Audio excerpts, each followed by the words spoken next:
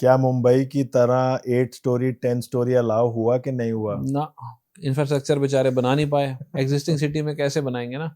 लेकिन प्राइसेस पगला गई हैं, मतलब ऐसा है कि भाई दिल्ली में घर तो होता थोड़ी है किसी का, लोग ऐसे सोचने लग गए हैं कि ये इतने 100 करोड़ की छोटी छोटी सी भी यूनिट्स जो हैं इतने जब हम हैवी छोटे उसमें है। होते थे तब हम सुनते थे कि शीला दीक्षित का सपना है कि जो भी इंडिया की क्रीम है हम्म, वो साउथ दिल्ली में रहे और वो बाकी रहती है। सब बाहर चले जाएं। अच्छा, बाकी सब बाहर ना चले जाएंगे क्योंकि it will become so expensive. Yeah. So look, even in to stay a house, to stay in a house which is worth 100 crore has its own cost. आज Yeah. मैं उसको बेच दूं, पैसे को लगाऊं, तो मैं हर साल 20 करोड़ रुपए कमाऊंगा उससे। तो Yes. मेरी उस घर में रहने की कॉस्ट 20 करोड़ रुपए हो गई साल की। मेरी तो इतनी हिम्मत नहीं है कि मैं 20 करोड़ रुपए खर्च दूं। तो बंदा Yeah. ऐसे भी सोचता है। बिल्कुल। So that is bound to happen, and very unfair. But a poor man cannot survive after a point because the city becomes so expensive. You go to New York, you can't Yeah. survive there. You have to Same. work very hard. You have to hustle.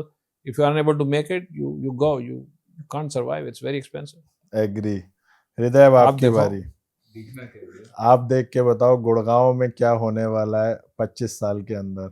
25 साल के अंदर मैं तो office कहीं और खोल चुका हूँ क्योंकि कुछ बचा ही नहीं, सब कुछ कैपिटलाइज हो गया है। इन्वेस्टर को कुछ और ही दिलाना पड़ेगा। कैसा लग रहा है गुड़गांव, कैसा लग रहा है? क्या गुड़गांव तो ड्राइवरलेस? मेरे को अगले 10 साल में ही मेरे को लगता है कि मेरे को काम बदल लेना पड़ेगा। बट ये 10 साल गोल्डन एरा रहने वाले हैं क्योंकि रेजिडेंशियल के बाद जो कमर्शियल का कर्व आएगा, उसके बाद जो बिल्डर इतना पैसा कमा रहे हैं आज, वो खुद ही अपने सेल्फ ओन्ड एसेट्स बनाएंगे, वो बेचना चाहेंगे नहीं। Plus the Gen Z not wanting to have any houses, the rental yield and wide economy coming to Gurgaon, वो रेंटल यील्ड वैसे ही 5 से 7% हो जाएगा 10 साल बाद।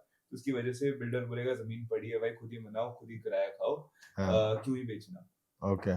5 से 7% रेंटल यील्ड होने का मतलब है आज से किराए हो गए 2 से 3 गुना। बिल्कुल। So that would mean either the property prices have to go down or the rents cannot go up. क्योंकि अगर आप 10 करोड़ के फ्लैट का अगर आप 2.5 लाख रुपए किराया दे रहे हो, तो किराया ना इनकम में से दिया जाता है। वो जो मैथ्स है ना, जैसे आपने बोला कि 100 करोड़ रुपए में लगाता हूँ, 20 कमाता हूँ, मैथ्स वो रेलेवेंट हो जाएगी रादर देन कि मैं किराया क्या दे रहा हूँ। मैथ्स होगी मैं 10 करोड़ का कैपिटल है और 1 रुपए के एक नंबर के पैसे हैं, इसका मेरे को क्या करना है, इसका घर बनाना है या मेरे को किराए पे लगा के 7% का, ये तो भाई बिल्डर सस्ते में दे रहा है, मैं तो इसकी 20% कमाता हूँ। तो ये वाली मैथ्स हो जाएगी for the Gen Z, because these guys don't want to buy houses because even the ticket sizes have exceeded so much कि वो आज पहले कोई गुड़गांव में नौकरी करता था तो सोचता था कि लेटर 20s में वो घर खरीद लेगा, अब वो सोचता है कि लेटर 30s में वो खरीदेगा। फिर going 10 years ahead, the kind of price points which are going to be benchmarked, builder के पास लिक्विडिटी होएगी क्योंकि आज वो 2 to 3 times, मतलब they are sitting at 60% net profit. आप मान के चलो ऐसा 10,000 करोड़ का प्रोजेक्ट है तो 6,000 करोड़ जेब में आ रहा है और लैंड पार्सल लिमिटेड है। तो अगले 10 साल में जो कैपिटलाइज कर लेंगे वो बोलेंगे यार खुद ही बनाओ, खुद ही कमाओ, जेन ज़ी खरीदना वैसे ही नहीं चाहता। जब जेन ज़ी 35 years प्लस में आ जाएगा तो the market would see a very very big shift. उससे पहले गुड़गांव कैपिटलाइज हो ही जाएगा, गुड़गांव में इतना लैंड ही नहीं। थैंक यू हृदय, थैंक यू आशुतोष जी, बहुत मजा आया आज। अब ऑडियंस डिसाइड करेगी कि क्लियर विनर कौन है।